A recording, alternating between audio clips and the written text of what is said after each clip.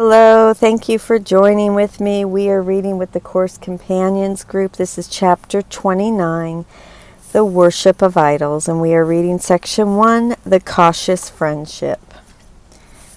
Dear God, please enable us to set aside everything that we think we know for an open mind and a new experience. Allow us to set aside all of our own ideas and concepts and accept yours. Thank you, God.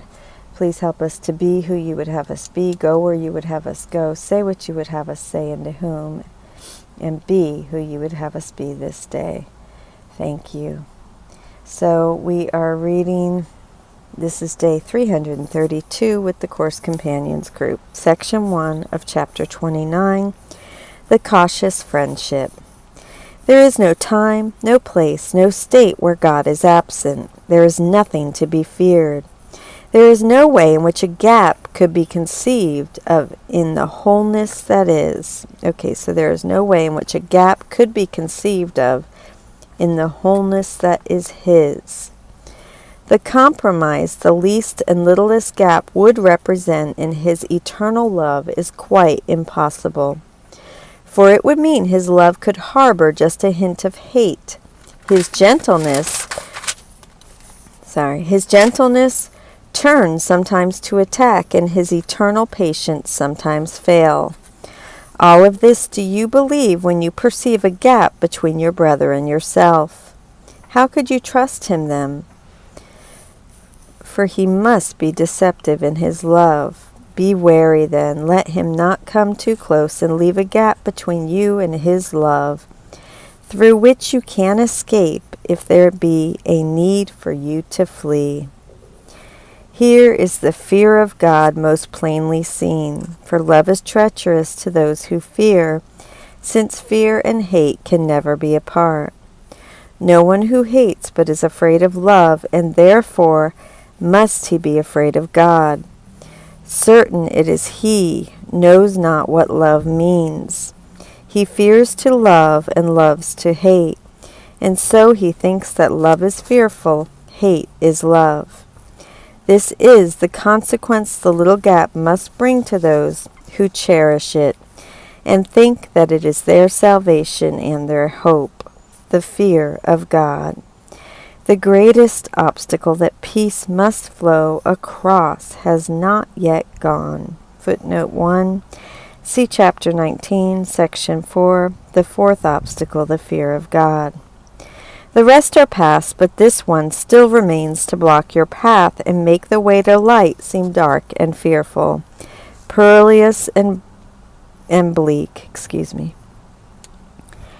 You had decided that your brother is your enemy, sometimes a friend perhaps, provided that your separate interests made your friendship possible a little while, but not without a gap between you, lest he turn again into an enemy. Let him come close to you, and you jumped back. As you approached, he instantly withdrew. A cautious friendship, limited in scope and carefully restricted in amount, became the treaty you had made with him. You shared qualified entente, in which a clause of separation was a point which you had both agreed to keep intact. And down to footnote 2, an entente is an understanding between two or more nations in which they agree upon a common course of action. This term is part of the treaty language in this paragraph, which likens our interpersonal relationships to international relations, in which two nations, due to separate interests, cautiously cooperate on the basis of a carefully negotiated treaty. And back to the text. And violating this was thought to be a breach of treaty not to be allowed. The gap between you is not one of space between two separate bodies. This but seems to be dividing off your separate minds. It is the symbol of a promise made to meet when you prefer and separate until you both elect to meet again. And then your bodies seem to get in touch and signify a meeting place to join. But always is it possible to go your separate ways. Conditional upon the right to separate, will you agree to meet from time to time and keep apart in intervals of separation which protect you from the sacrifice of love? The body saves you, for it gets away from total sacrifice and gives you time in which to build again your separate selves, which you believe diminish as you meet. The body could not separate your minds unless you wanted it to be a cause of separation and of distance seen between you. Thus do you endow it with a power that lies not within itself. And herein lies its power over you, for now you think that it determines when you meet and limits your ability to make communion with each other's minds. And now it tells you where to go and how to go there, what is feasible for you to undertake and what you cannot do. It dictates what its health can tolerate and what will tire it and make it sick. And its inherent weaknesses set up the limitations on what you would do and keep your purpose limited and weak. The body will accommodate to this if you would have it so. It will allow but limited indulgences in love, with intervals of hatred in between, and it will take command of when to love and when to shrink more safely into fear. It will be sick because you do not know what loving means, and so you must misuse each circumstance and everyone you meet, and see in them a purpose not their own. It is not love that asks a sacrifice, but fear demands the sacrifice of love. For in love's presence fear cannot abide. For hate to be maintained, love must be feared, and only sometimes present, sometimes gone. Thus is love seen as treacherous, because it seems to come and go uncertainly, and offer no stability to you. You do not see how limited and weak is your allegiance, and how frequently you have demanded that it go away and leave you quietly alone in peace. The body, innocent of any goal, is your excuse for variable goals you hold and force the body to maintain. You do not fear its weakness, but its lack of strength or weakness. Would you recognize that nothing stands between you? Would you know there is no gap behind which you can hide? There is a shock that comes to those who learn their Savior is their enemy no more. There is a wariness that is aroused by learning that the body is not real. And there are overtones of seeming fear around the happy message, God is love. We'll go down to footnote 3, 1 John 4:6. God is love, and he who abides in love, abides in God, and God abides in him. And back to the text. Of course, I don't know where. Okay.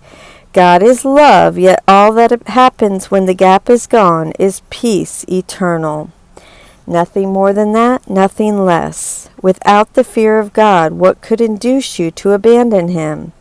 What toys or trinkets in the gap could serve to hold you back an instant from his love? Would you allow the body to say no to heaven's calling? Were you not afraid to find a loss of self in finding God? And can yourself be lost by being found? And now we will go to Robert Perry's commentary, day 332 with the Course Companions group, section 1, The Cautious Friendship.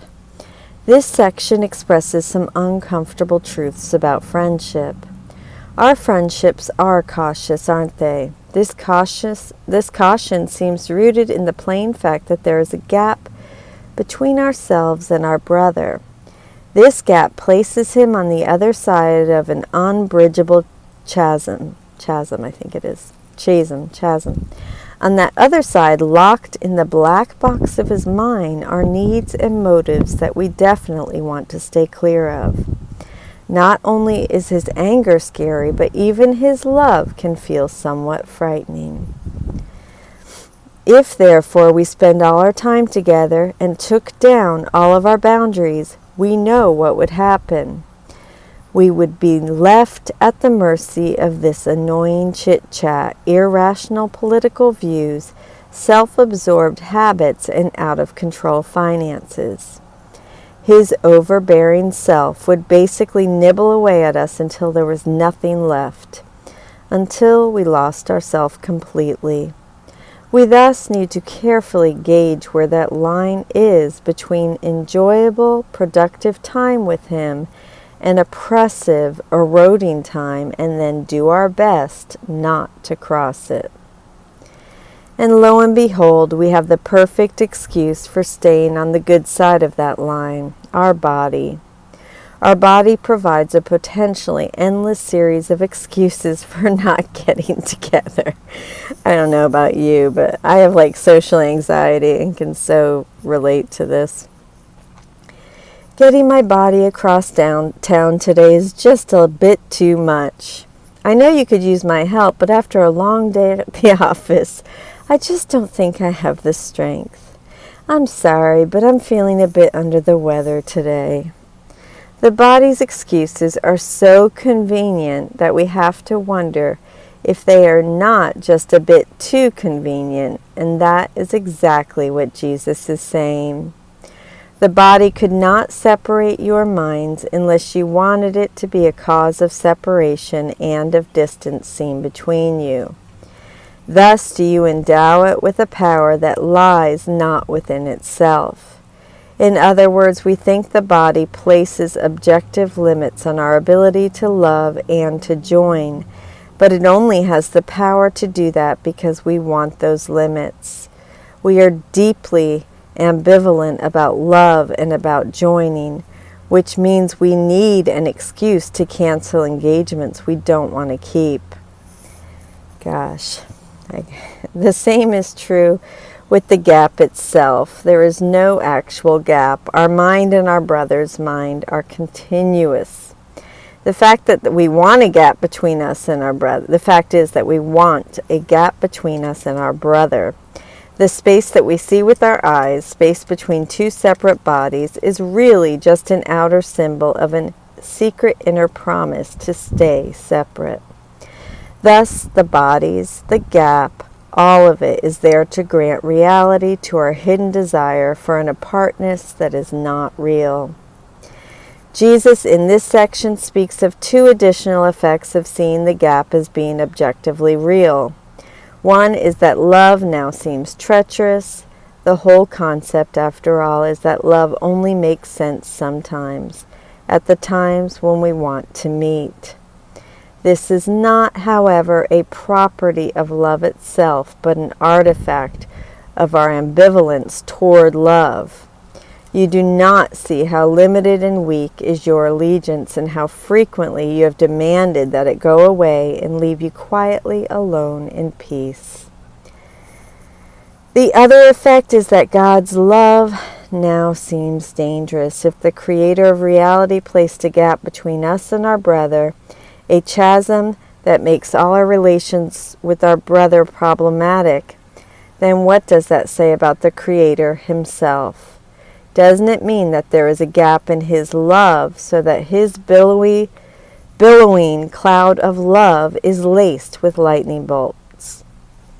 The perceived gap between us and our brother then leads directly to fear of God.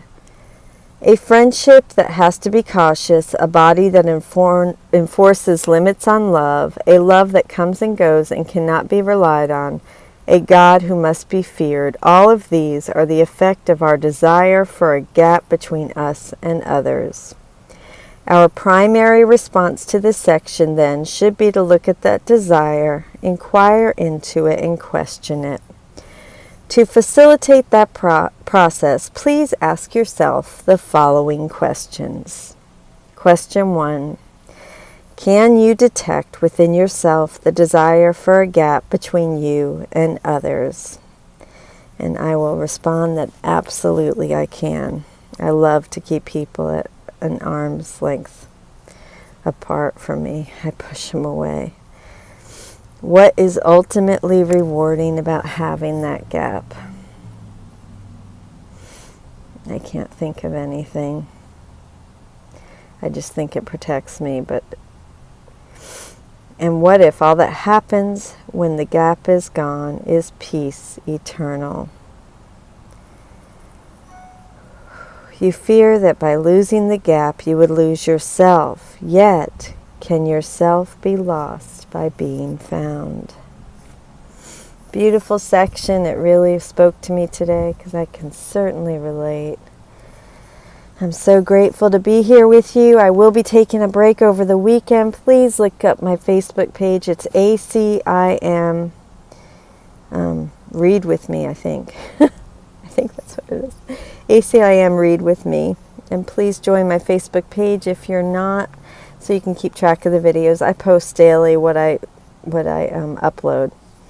And I will be taking a break tomorrow. I'll publish. No, Thursday I'm publishing. I will take a break Friday, Saturday, and Sunday, and I will return on Monday. Thank you so much for joining with me.